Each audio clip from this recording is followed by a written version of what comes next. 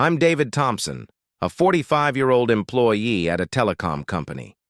This is an accurate account of my wife's betrayal, which I hope will provide insight into how I handled it. This story of marital betrayal and defiance gives you more fuel for thought.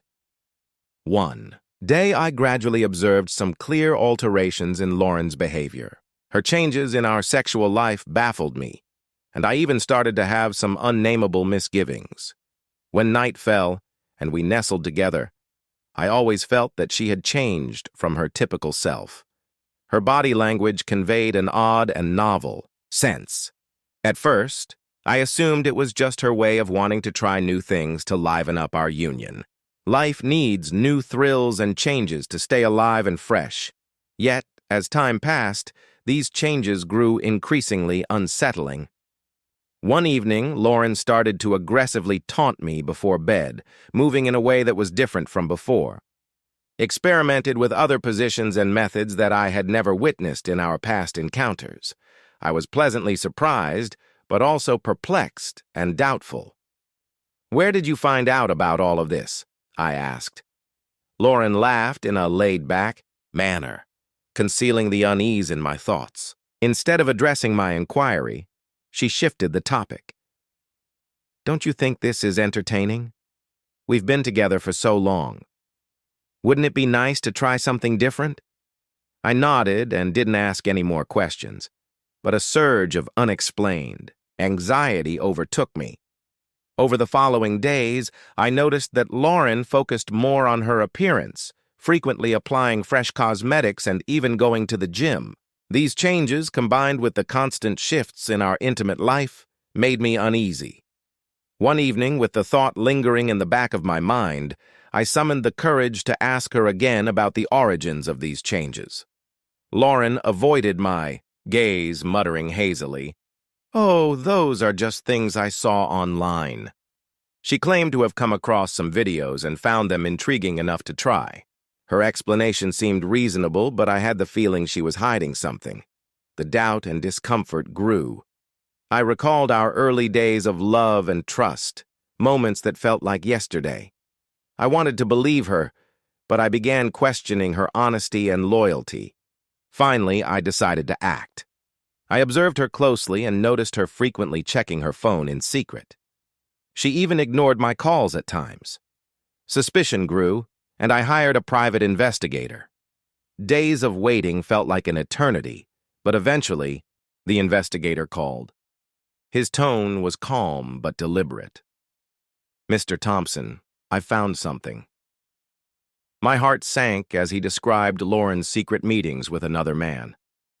They were seen together in parks and cafes, laughing and sharing moments that once belonged to us. The man was a co-worker, and their exchanges indicated a deep connection. My world shattered. How could Lauren betray me like this?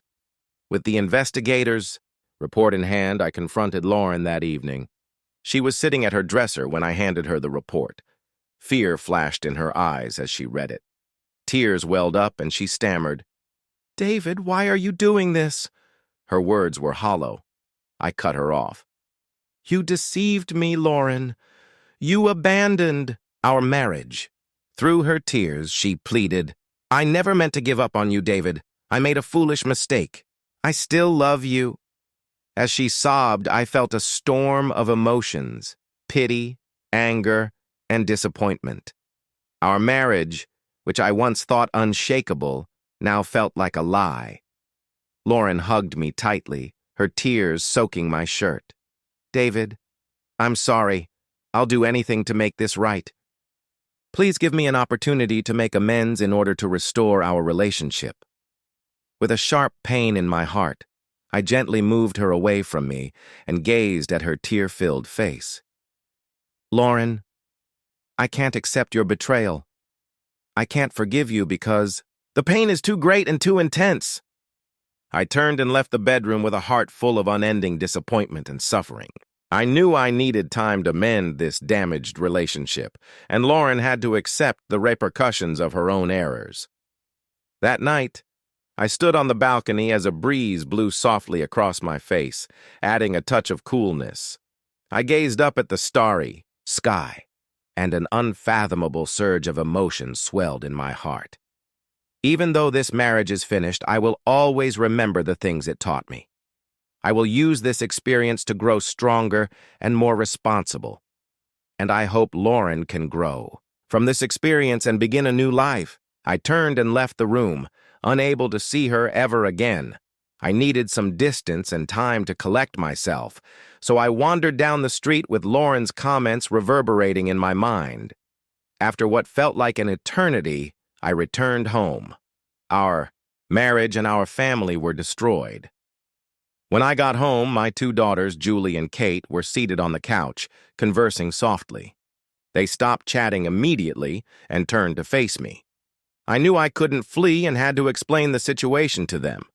I took a seat beside them, inhaling deeply, and tried to seem composed. "Daughters, I must share something vital with you." They saw right away that something was amiss.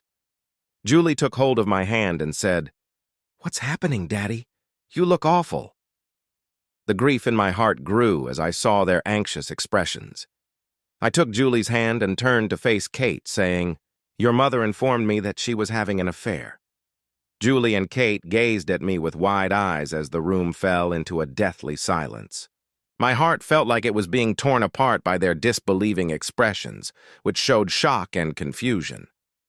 Julie asked me in a quivering voice, "Dad, are you okay?"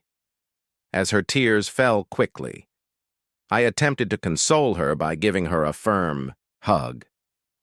"Baby, this doesn't mean that Mommy doesn't want you anymore. Even though something went wrong between her and Daddy, it doesn't change the fact that we both love you too." Kate, on the other hand, seemed very calm. She looked at me with a resolute sparkle in her eye and said, "Dad will always be here for you." Hearing my daughter's words helped ease some of the grief in my heart. "No matter what happens, we'll be by your side." I knew I had to be strong for my daughters in the coming days, even though I knew they would be challenging. The house had a gloomy atmosphere, with Lauren mostly hiding in her room. I attempted to keep things normal for my daughters. We consoled one another and dealt with the sudden change together. Eventually, I sat down, opened a new document, and started drafting the divorce agreement. I carefully examined each clause, paying particular attention to the ones pertaining to property division and our daughter's custody. I wanted to minimize the disruption to Julie and Kate's lives as much as possible. After completing the agreement, I printed a copy and decided to discuss it with Lauren. When I entered the living room, Lauren was seated on the couch, staring blankly out the window. I didn't disturb her thoughts, but simply placed the contract on the coffee table in front of her. "This is the initial draft of the divorce paperwork," I said in a cool, authoritative tone. "I want to resolve this quickly and give each other a fresh start." Lauren didn't respond immediately, but quietly accepted the contract, examining it page by page. We didn't speak during the process, but I noticed she read it attentively. At last, she set the paper down and inhaled deeply. "I don't mind," she said in a surprisingly calm yet scratchy voice.